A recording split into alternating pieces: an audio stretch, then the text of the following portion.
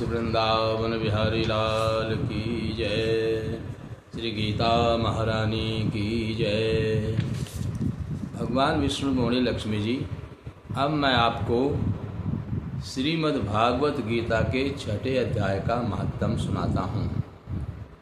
श्री भगवान कहते हैं, सुमुखी, जिसे सुनने वाले मनुष्यों के लिए मुक्ति करत लगत हो जाती है। इसको सुनकर के मुक्ति हाथ लग जाती है। गोदावरी नदी के तट पर प्रतिष्ठानपुर, जिसे पैठण भी कहते हैं, नाम का एक विशाल नगर है। इसमें पिपलेश्वर के नाम से विख्यात होकर रहता हूँ। उस नगर में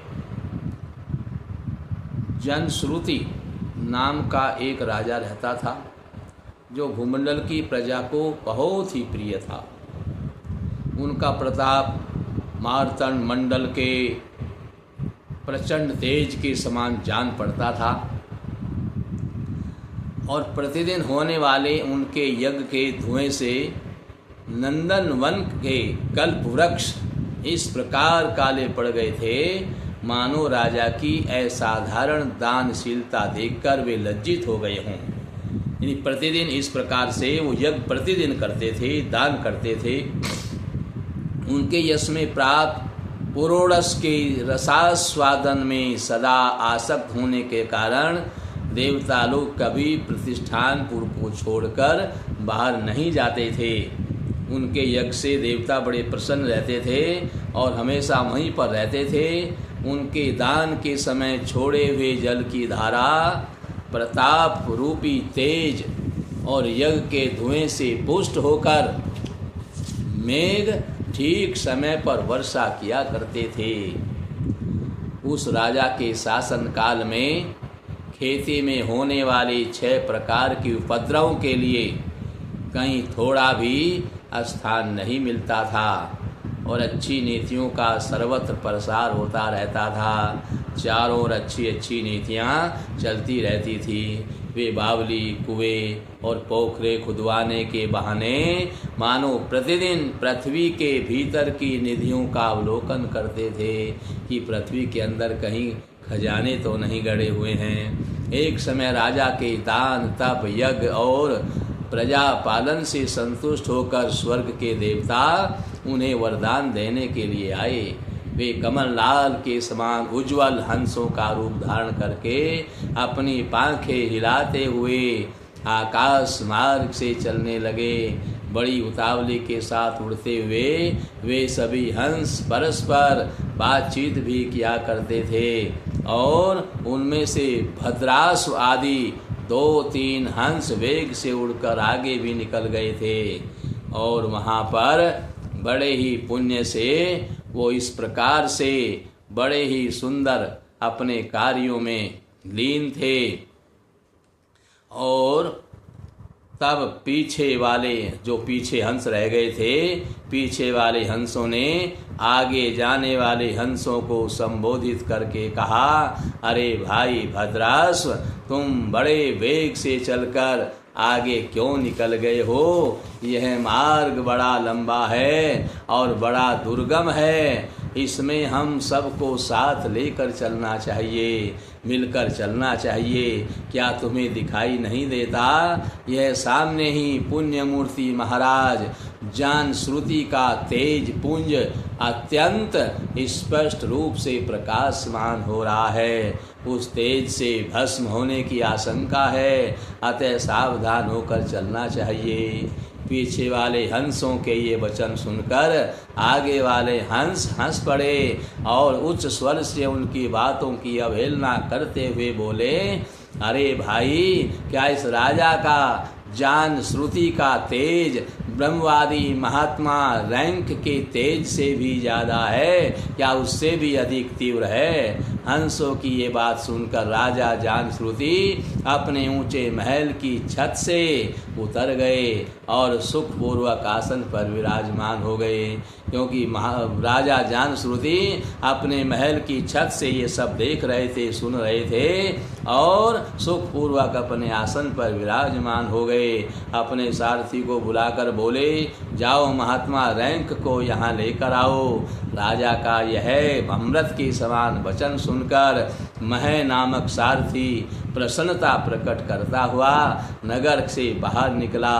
सबसे पहले उसने मुक्तिदायिनी काशीपुरी की यात्रा की, जहाँ जगत के स्वामी भगवान विश्वनाथ मनुष्यों को उपदेश दिया करते हैं। उसके बाद वह गया क्षेत्र में पहुँचा, जहाँ प्रफुल्ल नेत्रों वाले भगवान गदाधर संपूर्ण लोकों का उद्धार करने के लिए निवास करते हैं। तदंतर नाना तीर्थों में भ्रमण करता हुआ सारथी पाप नाशिनी मथुरापुरी में गया। यह भगवान श्री कृष्ण का आदि स्थान है, जो परम महान एवं मोक्ष प्रदान करने वाला है। वेद और शास्त्रों में यह तीर्थ त्रिभुवनपति भगवान गोविंद के अवतार स्थान के नाम से प्रसिद्ध है। नाना देवता और ब्रह्म ऋषि उसका सेवन करते हैं। मथुरा नगर कालिंदी यानी यमुना के किनारे शोभा पाता है। उसकी आकृति अर्धचंद्र के समान प्रतीत होती है। वह सब तीर्थों के निवास से परिपूर्ण है। परम आनंद प्रदान करने के कारण सुंदर प्रतीत होता है। वह बहुत ही शोभायमान लगता है। गोवर्धन पर्वत होने से मथुरा मंडल की शोभा और भी अधिक बढ़ जाती है। वह पवित्र वृक्षों और लताओं से घिरा हुआ है। उसमें 12 वन हैं। वह परम पुण्यमय तथा सबको आनंदित करने वाला और सबको विश्राम देने वाले श्रुतियों के सारभूत भगवान श्री कृष्ण की आधार भूमि है। तत्पश्चात मथुरा से पश्चिम और उत्तर की ओर बहुत दूर तक जाने पर सारथी को काश्मीर नामक नगर दिखाई दिया, जहाँ शंख के समान उज्ज्वल गगनचुंबी महलों की पंक्तियाँ भगवान शंकर के अट्टहास की शोभा पाती हैं। जहाँ ब्राह्मणों के शास्त्रीय आलाप सुनकर मूक मनुष्य भी सुंदर वाणी और पदों का उच्चारण करने लगते हैं और देवताओं के समान हो जाते हैं। जहाँ निरंतर होने वाले यज्ञ धूम से व्याप्त होने के कारण आकाश मंडल मेघों से धुलते रहने पर भी अपनी कालिमा नहीं छोड़ता है। जहाँ उपाध्याय के पास आकर छात्र जन्मकालीन अभ्यास से ही संपूर्ण कलाएं स्वतः पढ़ लेते हैं, तथा जहाँ मणिकेश्वर नाम से प्रसिद्ध भगवान चंद्रशेखर देहधारियों को वरदान देने के लिए नित्य निवास करते हैं। कश्मीर के राजा माणिक्य सेन ने दिग्विजय में समस्त राजाओं को जीतकर भगवान शिव का पूजन किया था। तभी से उनका नाम मणिकेश्वर हो गया था। उन्हीं के मंदिर के दरवाजे पर महात्मा रैंक एक छोटी सी गाड़ी में बैठे अपने अंगों को खुजलाते हुए वृक्ष की छाया का सेवन कर रहे थे। इसी अवस्था में सारथी ने उन्हें देखा। राजा के बताए हुए भिन्न भिन्न चिन्हों से उसने शीघ्र ही रैंक को पहचान लिया और उनके चरणों में प्रणाम करके कहा, ब्राह्मण, आप किस स्थान पर रहते हैं? आपका पूरा नाम क्या है? आप तो सदा स्वच्छंद विचरने वाले हैं, फिर यहाँ किस लिए ठहरे हुए हैं? आप तो सदा, आप इस समय आपका क्या करने का विचार है? सारथी के ये वचन सुनकर परम आनंद में निमग्न महात्मा रैंक ने कुछ सोचकर उससे कहा, यद्यपि हम पूर्ण काम हैं, हमें किसी वस्तु की आवश्यकता नहीं है, फिर भी कोई भी हमारी मनोवृत्ति के अनुसार परिचर्या करता है। रैंक के हार्दिक अभिप्राय को आदर पूर्वक ग्रहण करके सारथी धीरे से राजा के पास चल दिया। वहाँ पहुंचकर राजा को प्रणाम करके उसने हाथ जोड़ा, सारा समाचार निवेदन किया। उस समय स्वामी के दर्शन से उनके मन में बड़ी प्रसन्नता थी। सारथी के वचन सुनकर राजा के नेत्र आश्चर्यचकित हो गए। उनके हृदय में रैंक का सत्कार करने की श्रद्धा जागृत हो गई। उन्होंने 2 खच्चरियों से जुती हुई एक गाड़ी लेकर यात्रा की, साथ ही मोती के हार, अच्छे अच्छे वस्त्र और 1000 गायें भी ले ली। कश्मीर मंडल में महात्मा रैंक जहाँ रहते थे उस स्थान पर पहुंचकर राजा ने सारी वस्तुएं उनके आगे निवेदन कर दी और पृथ्वी पर पड़कर साष्टांग प्रणाम किया। महात्मा रैंक अत्यंत भक्ति के साथ चरणों में पड़े हुए राजा जान श्रुति पर कुपित हो उठे और बोले, अरे शूद्र, तू दुष्ट राजा है, क्या तू मेरा वृत्तांत नहीं जानता? यह खच्चरियों से जुती हुई अपनी ऊंची गाड़ी ले जा, ये वस्त्र, ये मोतियों के हार और ये दूध देने वाली गाय भी स्वयं ही ले जा। इस तरह आज्ञा देकर रैंक ने राजा के मन में भय उत्पन्न कर दिया। तब राजा ने साप के भय से महात्मा रैंक के दोनों चरण पकड़ लिए और भक्ति पूर्वक कहा, ब्राह्मण, मुझ पर प्रसन्न होइए। भगवान, आप में यह अद्भुत महात्म्य कैसे आया? प्रसन्न होकर मुझे ठीक ठीक बताइए। रैंक ने कहा, राजन, मैं प्रतिदिन गीता के 6 अध्याय का जप करता हूँ, इसी से मेरी तेजो राशि देवताओं के लिए भी दुसह है। तदंतर परम बुद्धिमान राजा जान श्रुति ने यत्न पूर्वक महात्मा रैंक से गीता के 6 अध्याय का अभ्यास किया।